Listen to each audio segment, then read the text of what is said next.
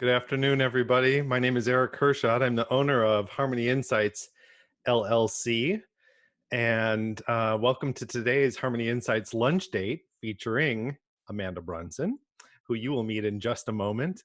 Harmony Insights is a company that allows me to work with organizations and consultants using the DISC personality assessment. A lot of that is being done online virtually these days, employee engagement and development. And DISC is a great resource, personality style assessment. If you want to learn more about that, you can go to harmonyinsights.com. I'm also the founder of HR Hot Seat, which is an inclusive mastermind community of over 2,500 members in 10 licensed chapters around the country. So if you are an HR professional or you serve HR professionals, you can get involved with HR Hot Seat by creating a free profile today at hrhotseat.com. Once you're there, you simply join a local chapter. It's all free and it's all meaningful connection and productive conversation these days. This, as I mentioned, is a Harmony Insights lunch date. And I started these a couple of weeks ago to connect with people who inspire me. And Amanda Brunson is on that short list. Amanda, welcome to today's Harmony Insights lunch date. Thank you, Eric. I'm so excited to be here. You have proposed a fantastic topic today, and I encourage our featured guests to propose their own topics and then show up with something that they're passionate about. And I have recently learned that Amanda, among other things, is passionate about Disney, as evidenced in her title. Snow White on the outside, Maleficent on the inside. All right, enough out of me. Amanda, how are you? I am wonderful, and I love seeing some friendly faces. Hi, Kim and Kyra, and I love seeing new faces, those of you that I haven't met before, so I'm just excited to be here. We have some loyal lunch date participants, that's for sure. And I love that we have some new people in the mix. And you've brought some folks out of the woodwork as well, so I appreciate that. Amanda, you and I met for the first time not too long ago, I'll say, but really started to get to know one another at the SHRM conference in 2019 in Las Vegas. We were able to sit down then. We talked a little before then. And I actually crossed paths a couple times before then through your involvement with the Orlando area SHRM community. I would love for you to give people just a quick sense, a context of who you are and what you are doing these days. Sure. So about 5.5 years ago, I moved to Florida from West Virginia to pursue my master's degree in HR at Rollins College in Winter Park, right outside of Orlando. Through my last 5.5 years, I've been involved with SHRM at every level. I was on the student chapter at Rollins. I've been heavily involved with the Great Orlando chapter. I've been involved with HR Florida, and I'm also on the Young Professional Advisory Council with National SHRM. So I just stay very busy with all things SHRM. But not just SHRM. I have been a participant in several Disrupt HR talks as well. I've done a couple in Orlando, one in Daytona. And then I've just, attended others because I like to learn. I like to meet people and like to network. And I just really like to get out there and really meet everyone. I've started networking on Twitter where I have met Kyra, and then I got to meet her in real life. And just a lot of the rest of the HR community as well. So I stay, as we were talking before this, I stay really busy. It's hard to keep track sometimes, but it also keeps me out of trouble sometimes too. So. Well, I have to say, I very much admire, it's not really the quantity of what you do, but how intentional you are about the things that you do. You're so intentional about having it known that you are so passionate about the HR discipline and then giving back and teaching through your Disrupt HR talks, which I would recommend that people find, and we can follow up with resources and links to those afterwards. And this is all, by the way, in addition to what you do professionally. What do you spend your days doing? I realized I didn't say anything about my job. I'm just talking about everything else. So I am a HR business partner for a company called Sabre. The company Sabre is based out of Dallas, Texas. I'm in Orlando, and I support the Radix division of Sabre. So I started with Radix a little over a year ago. Sabre acquired us in October. So I really moved up there, started out as a generalist and now as a business partner. really just supporting the, initiatives that the company is trying to achieve. And it's so different because Radix alone is only about 130 employees, between Orlando and Sweden and a few of our remote locations. But Sabre globally is over 9,000 employees. Wow. So going from such a small company to, now being owned by a very large company, it's had its challenges, but it's also been very exciting.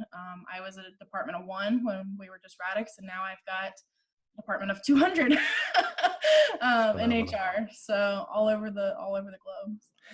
Can I ask you, I've started out most of these lunch dates by asking my guests, we've all been impacted in some way by COVID-19. Can you just briefly, and I hate that we have such time constraints because I know you and I can talk all afternoon, but if you're willing to share, what is one way that you have personally been impacted, either personally or professionally, by what's going on now with coronavirus? Yeah, so at Sabre, we started out, well, first of all, Sabre is a travel company. So nobody's traveling. So Right. heavily impacted just there. I mean, Radix focuses on airlines, low cost carriers. Sabre overall is all sorts of travel. So any form of travel you can think of. So we tried at the company to do some, volunteer programs first. Hopefully they don't care that I'm talking about this, but we all got pay cuts, so that affected me personally.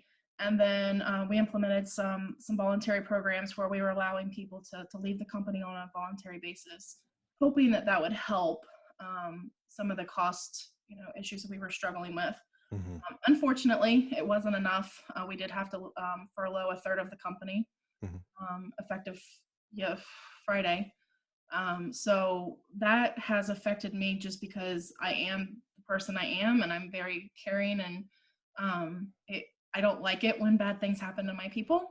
Yeah. So that really, that was a struggle for me, trying to understand and accept that, bad things were happening to people I care about. So Right.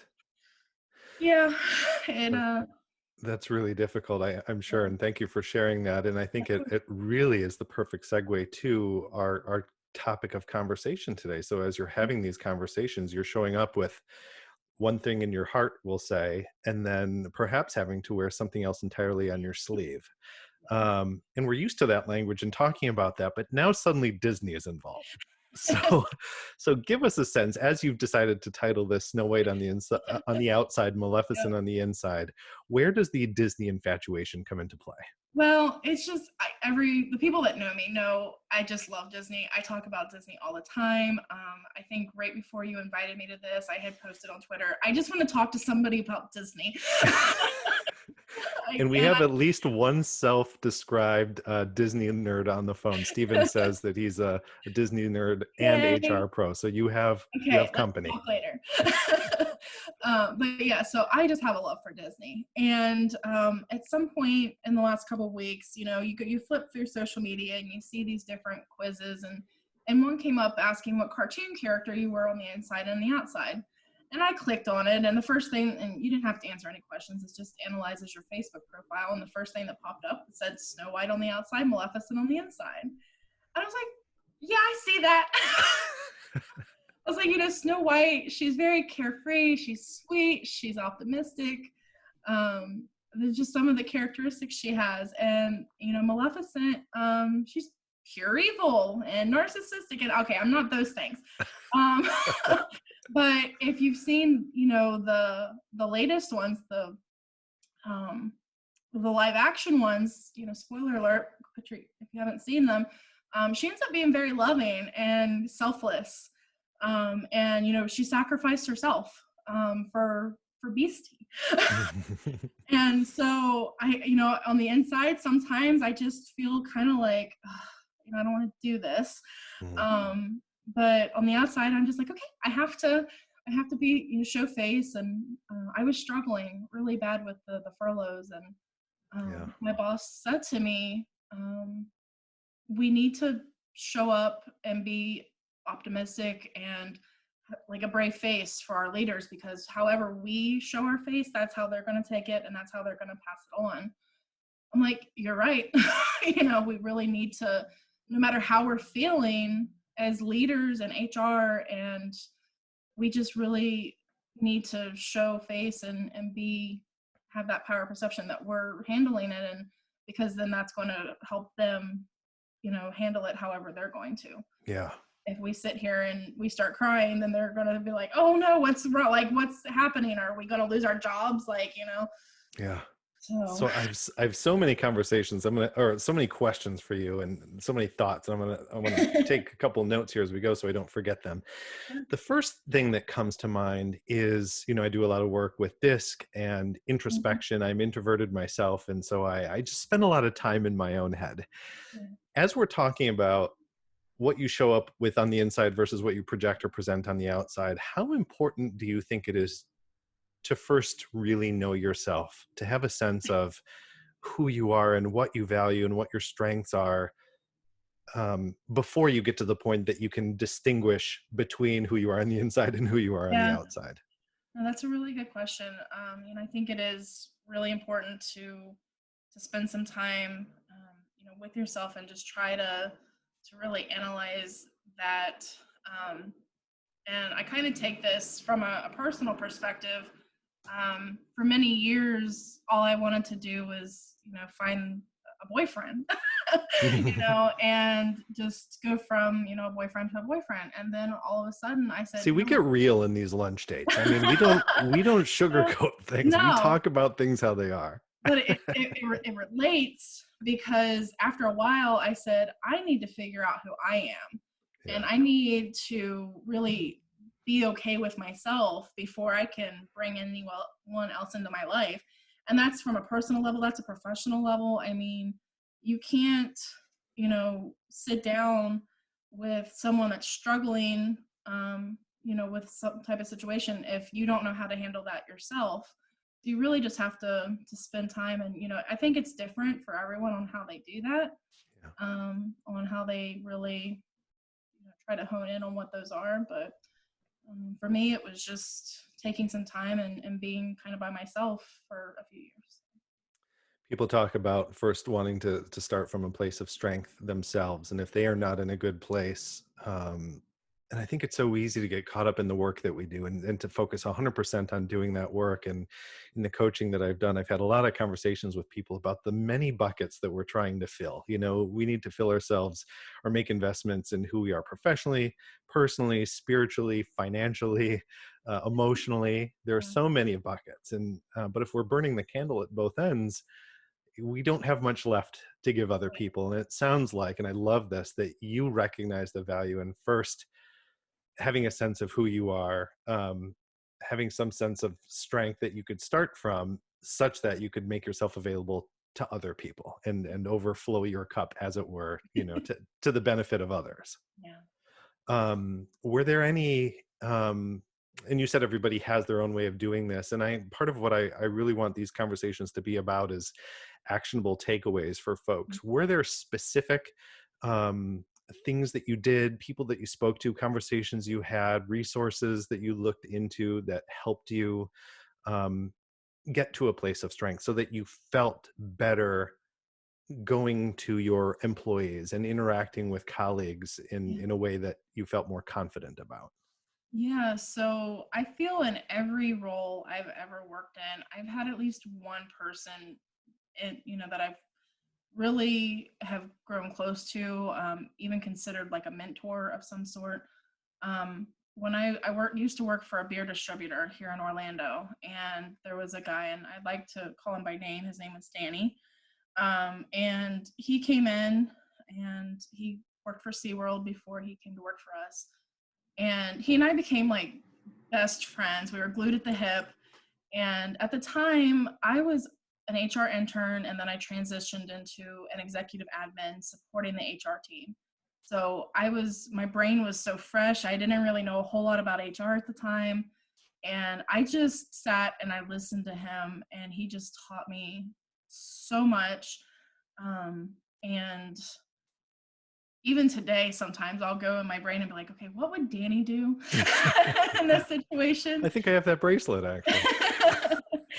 And not only Danny, but I've had other great influences. Another couple of them, Yvette Dupuis. Met her when I first started school, and she pulled me out of my comfort zone. If you would not believe this today, she might remember this from a few years ago, but I was the quietest, shyest person you'd ever meet. I didn't want to do anything. I didn't want to be involved in anything like this. I would never get up and speak in front of people. And Yvette really was like, you need to step out of your comfort zone and get involved. And so slowly, I started to do that. There was HR Florida had these case competitions for students. And the first year, I refused to speak. I did the work behind the scenes and let my peers do the speaking for me. The second year, I did a little bit of speaking, and I was like, yay, I did it without my notes. And then after that, I just started speaking randomly. I'm doing more and more, and it's still kind of uncomfortable, but Yeah. anyway, so that got me out of my comfort zone. And then a lot of us know Callie Zippel, Yeah. and working with her on the White Pack was pretty incredible. She believed in me, gave me a lot of responsibility, and I can't talk about it too much. But anyway, so those are three people that really I listen to, and really kind of molded me where I am now. And of course, I learned from a lot of people now, but those are really the three that really I feel like molded me to where I'm at today. I love that too, because I'd imagine if we dissected that, and then you talk about starting with very particular mentors, but then those mentors opening your eyes and doors to other opportunities that you then made yourself available to. So it may have started with a simple mentor, but then suddenly that mentor is pushing you outside of your comfort zone, and you're speaking without notes, and your one mentor becomes a community of mentors as you get involved with Sherm and some other things. And I know you would also be interested in marketing. So as you go out and have these experiences, you're so fantastic about sharing those experiences with other people and encouraging them to be involved. And you're really good at connecting folks. And so that's something that I specifically appreciate. So then you're starting out by learning about yourself and getting to a place of strength, and some of the stuff that we've talked about around introspection and self-awareness, which are so important. We could probably talk all day just about those things alone. Um, when you talk about showing up confident, and no matter how you're feeling on the inside, some people could push back and say, yes, I understand that. I think leaders have to show up confident. But leaders also, at least if you listen to Brene Brown, have to show up vulnerable. Mm-hmm. What are your thoughts on allowing people to see the extent to which you may not feel comfortable, or that you are uncertain, or that you may be emotional over certain things? I guess what I'm asking when it comes to the Disney figures is it okay for that character that's on the inside to show him or herself on the outside as well? And is that ever a positive thing? I think you have to know your audience when you do that. And it's very important, being vulnerable. I was being very vulnerable here, Yeah. but also being very transparent too, and just, being as open as you can be. Obviously, the situation that I've been in here recently was guided with, okay, this is what you can say and this is what you can't. So sometimes you do have to be very cautious on how you're handling things. But if you know who you're talking to, and you have a level of trust with that person or persons, Mm. I think that you can showcase that vulnerability more so than with others. So it's as a leader, getting to know your people and how you can communicate with them, and knowing what you can say, what you can't say, and knowing that if you do tell them something, you can trust them, and they can trust you if they share something with you as well. Yeah. So that's great, actually, because you started out talking about first knowing yourself, and this is something that I'm very familiar with. And now you're talking about knowing other people and your audience. And so in the disc work that I do, that's like the structure of any workshop that I Yeah. give is first understanding yourself and then understanding other people. So, disc aside, and this certainly isn't fishing, but how, if you first come to understand yourself, what are ways that you have found helpful and beneficial for coming to understand others, namely the people that you're serving and how they need you to show up as individuals? There's, I'd imagine, times where you're on a conference call or you're standing in front of a whole bunch of people. So you have to take on one communication style that you think is going to work for the masses. But Mhm. other times when you recognize that you're speaking to one person and that one person needs something very specific from you, how have you developed yourself in that area? Trial and error. And I mean, it just to put you. So I've been with my company for a little over a year. You start by getting to know them, and you know, you communicate one way, and maybe you find out that that doesn't work. And so then you try other ways, and sometimes they'll let just by the way they communicate with you, how they, want to do that. When you're in a larger group, you have to kind of put on the face of, you're just being very kind of, I hate to say this, but political, and Mm, just really saying what you're allowed to say and that be it. But then when you get in front of, just an individual or two, usually you're, in my instances, I'm communicating one-on-one with people that I've been communicating one-on-one with for a while. I have very rare times where somebody that I don't really know comes up to me and wants to have, deep conversations. It happens, but it's more rare. It's usually the people that I've gotten, close with during mhm. my time, that want to have those conversations. So Yeah. We've gotten some comments from people. Kim says that she's so proud of your growth as a person and HR professional. It's been exciting to watch. So you have mentors and fans among our attendees today. Stephen included, what I'm hearing is that your mentors and peers have really helped you believe in yourself, which I felt a lot during this pandemic. So yes, I would say that we're building the skill of how we project and how we show up for other people. But in building that skill, we need to first have a sense of who we are and a confidence in who we are. And oftentimes that's reinforced by other people, as it sounds like it has been among your mentors. And Stephen is picking up on that as well. If somebody else believes in me, it may be easier for me to believe in myself, yeah, right? yeah, totally agree with that. Um, so let's I don't want you, if you can believe it, and I say this every lunch day, we're already coming close to our Oh my 30-minute gosh. cutoff, Goodbye. but the extent to which you feel comfortable sharing or are able to share, what are some tips that you would recommend to others who are in a position to share news that is less than positive? A lot of that is happening right now with the coronavirus, and you're talking about the furloughs and some of the layoffs and some of the things that Sabre has had to do to remain successful and care for as many people and serve as many people as they are able to in the process. What tips would you share with people who have to show up feeling one thing on the inside but project something else on the outside Yeah. in order to advance their company or themselves or their be in service to other folks? Yeah, I think, and I wish I could have actually taken my own advice on this, but being the way that everything happened, be as personable, I think, as you can be, and understand that you're talking to another human and you would want to provide them the information the way that you would want it to be provided to you. Unfortunately, because we are such a large company, the way that we had to handle it was not the way that I would have preferred to have handled it.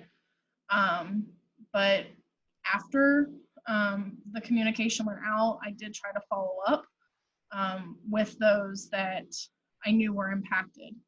And then, just kind of went down there, started with the leaders and I said, okay, how are your people feeling? And then and I said, do you have any concerns that, that I need to address? And I just kind of went from there, and everything was very quiet when we first got news.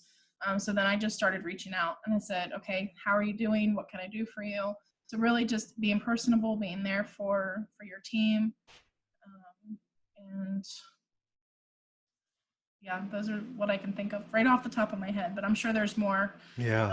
And So it sounds like I'll what you're probably saying. think of 5 other things once we're done, but Well, it sounds like what you're saying is that you can I don't want to put more words in your mouth, but if your natural style is to be more direct, for example, that's fine. If your natural style is to be more or like maybe I don't know about less direct, but just something different, that as long as you're keeping in mind that your audience is people and they're people that you're trying to serve, and that they Mhm. have feelings and they have families and they have their own baggage and challenges, et cetera, most of which you probably know nothing about. Right.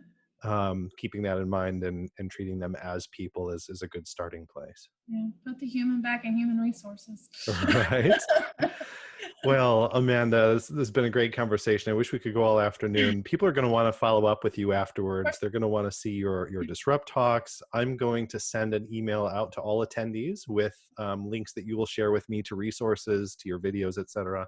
If people just want to connect with you Mhm. to learn more about your story, get some advice on how they can feel one thing on the inside, project something else potentially on the outside, where can they find you? So all of my social media, my handle is the HR Panda. You got to So explain the panda. my nickname for years, Amanda Panda. So the Panda just kind of It's stuck. stuck. And of course, I'm HR, and HR Panda, I think, was already taken. So I put the HR Panda out there. So clever. So on Twitter, at the HR Panda, LinkedIn, you can find me, Amanda Brunson, or LinkedIn / the HR Panda. I do have Facebook and Instagram, typically use those more on a personal level, but it's the HR Panda as well. um, all of my Disrupt HR talks I have linked on my LinkedIn. So, those, if you want to check those out, I've got 3 out there. My most favorite one I did here recently was about inspiring, connecting, and engaging. So that one, you can watch all of them if you want, but if you only have time to watch one, I would ask you to watch that one because it's really important for everyone. Wonderful. That's excellent. I'm so thrilled that you joined us today. Um, I've been very inspired, and I know our attendees have as well. If you attendees have enjoyed this conversation with Amanda, I would invite you back for future Harmony Insights lunch dates. Actually, this week I'm going to be speaking with Kyra Matkovich, who's in attendance today. We're going to be talking about and now suddenly I'm wondering if I've pronounced her last name appropriately. I'm gonna have to check back in with Kyra. And well, actually, she can just let us know. Hey, Kyra, did I pronounce your last name correctly? Are you there? I think she put a thumbs up. So Okay, I'm good. here. you can't Yes. see her. Okay, perfect. I had muted myself. Kyra is going to be talking about engaging your workforce, not only now as people are often working remotely, but then once we all come back into the office. And she's going to talk from the perspective of an HR practitioner on her passion for employee engagement. And then Megan Newhouse is going to chat with us, I believe, on Friday Awesome. about some additional things. I want to keep some of this a surprise. I don't want to give it all away. So you have to go for the details to harmonyinsights.com/lunch dates. And I'm particularly excited about something coming up on May 15th, which is next Friday. So hopefully you'll join us for that. I'm doing something new and different. I don't know if it's been done before, but it's been bouncing around in my head for far too long. And it's going to be a different take on a panel discussion. And that's all I'm going to say. The details are at harmonyinsights.com/lunch dates. That's May 15th. And I would love for people to experience that with me.